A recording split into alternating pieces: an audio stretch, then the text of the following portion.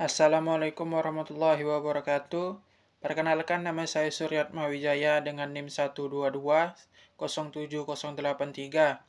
Tujuan saya membuat video kali ini adalah untuk memenuhi tugas UAS mata kuliah Sistem Informasi Manajemen. Selamat menyaksikan, guys. Sistem informasi apa sih yang digunakan PT Unilever Indonesia Tbk? Jadi, di Unilever ada dua sistem informasi utama.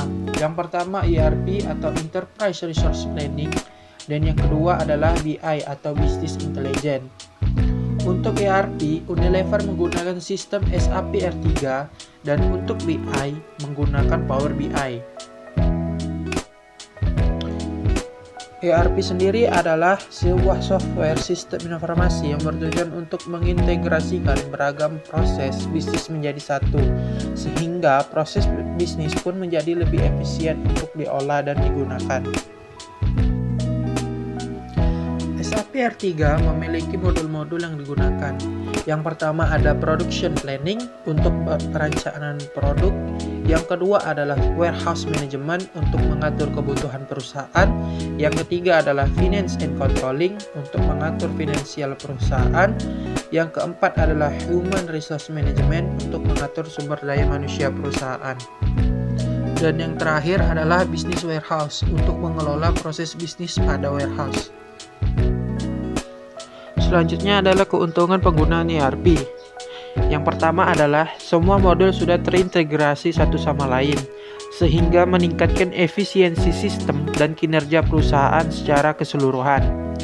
Yang kedua adalah meminimalisir stok produk dan pemborosan produk. Yang ketiga adalah SAP R3 sudah meliputi seluruh proses IT yang dibutuhkan pada bidang manufaktur, perencanaan, logistik, finansial, dan pelaporan. Selain itu, Business Intelligence BI adalah sebuah business analytical tool yang membantu dalam pengaksesan, pengelolaan, pengvisualisasian, dan pembuatan report data perusahaan. Keuntungan BI.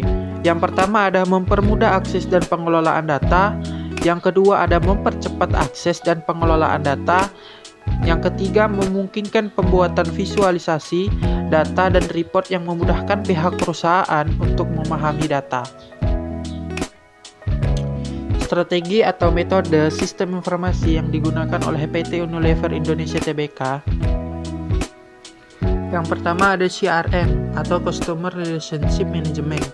CRM adalah sebuah strategi sistem informasi yang secara khusus membahas mengenai penanganan hubungan antara perusahaan dengan customer dengan cara mengumpulkan dan menganalisis data dan informasi yang ada.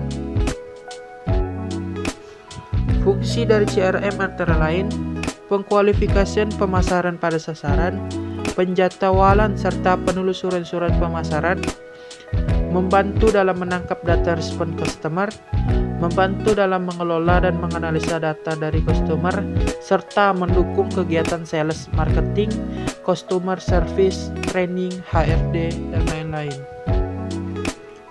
Keuntungan dari CRM antara lain, servis yang lebih cepat, penggunaan budget lebih terkontrol, mampu meningkatkan profit perusahaan, serta mampu meningkatkan loyalitas pelanggan.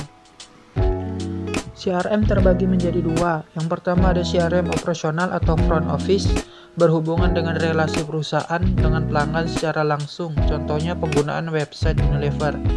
Yang kedua ada CRM analitik atau back office, berhubungan dengan pelanggan secara tidak langsung seperti menganalisa kebutuhan pelanggan, meningkatkan kualitas layanan, dan lain-lain.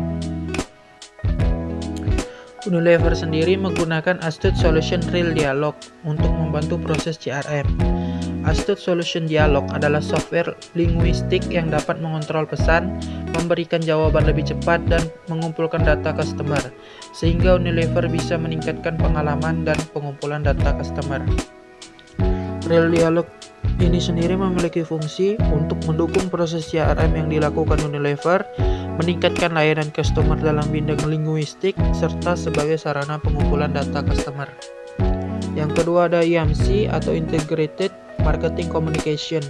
IMC adalah sebuah strategi pemasaran sistem informasi yang mengintegrasikan semua saluran komunikasi perusahaan menjadi satu.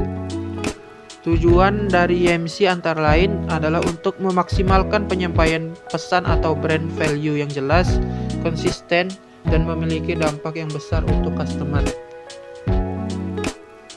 Proses pelaksanaan IMC terbagi menjadi 6 tahapan. Yang pertama adalah Analysis of Promotional Program Situation, yaitu mengenai situasi program pemasaran mulai dari kelebihan sampai ke kelemahan dan mencari solusi dari permasalahan yang ditimbulkan. Yang kedua adalah Analysis of Communication, yaitu proses menganalisa saluran informasi yang digunakan tahapan dalam pengiriman informasi serta tanggapan dari penerima informasi. Yang ketiga ada Budget Determination, yaitu melakukan penyusunan anggaran dari informasi yang diperoleh. Yang keempat adalah Development IMC Program, yaitu mengembangkan program-program komunikasi pemasaran yang akan ditempuh. Yang kelima ada Integrated and Implement IMC Strategies, yaitu menggunakan koperasi yang telah dibuat untuk membuat strategi pemasaran seperti memproduksi iklan, desain, dan sebagainya. Yang terakhir adalah Monitor, Evaluate, and Control IMC Program.